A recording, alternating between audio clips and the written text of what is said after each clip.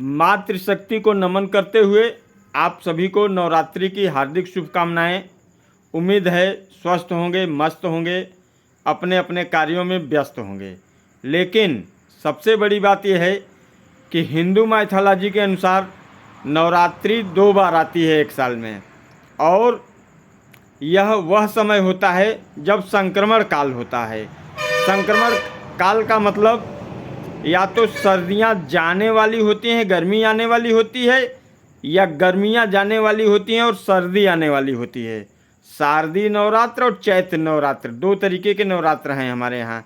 इसमें पूरी की पूरी मातृशक्ति की व्याख्या की जाती है, उनके विभिन्न रूपों की प्रतिदिन पूजा की जाती है।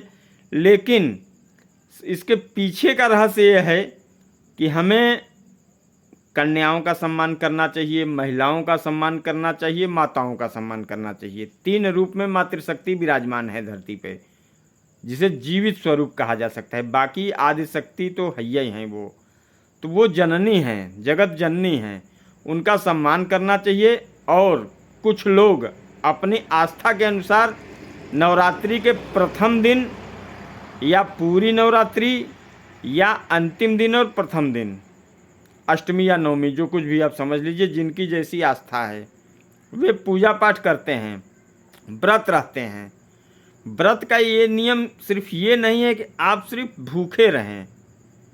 व्रत मौखिक होना चाहिए, मतलब मुख से व्रत होना चाहिए हमारा आपका।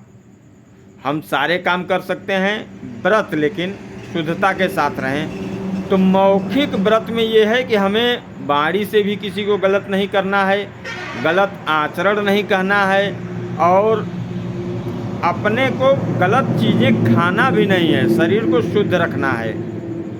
अगर आप इस दिन शुद्धता कायम रखेंगे तो हो सकता है कि आप आने वाले समय में विभिन्न बीमारियों से बच सकें। जापान की एक विद्या है जिसे उन्होंने सर्च किया, उसे ऑटोफॉगी कहते हैं।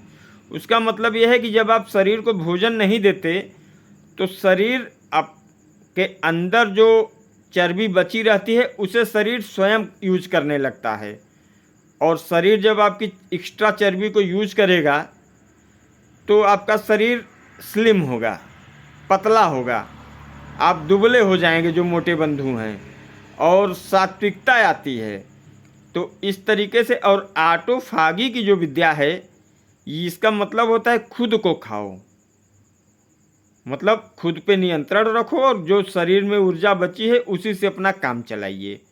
तो इस तरीके की विद्या से बहुत लाभ होता है। जापानी लोग समझ चुके हैं व्रत का महत्व, हम लोग भी जानते हैं, लेकिन कुछ लोग हैं हमारे यहाँ जो ठीक से व्रत का पालन नहीं कर पाते, और कहने को तो वो व्रत रहते हैं लेकिन अनाप शनाप चीज़ें खा लेते हैं।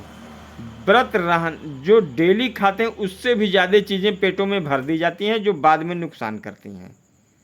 तो हमें भोजन का चयन सावधानी से करना चाहिए। समय परिवर्तन का है, अब गर्मी आएगी, हमें गर्मी से बचने के प्रयास करने चाहिए। इस तरह हम आप अगर रहेंगे, व्रत के महत्व को समझेंगे और ठीक से पालन करेंगे तो निश्चित ही स्वस्थ रहेंगे।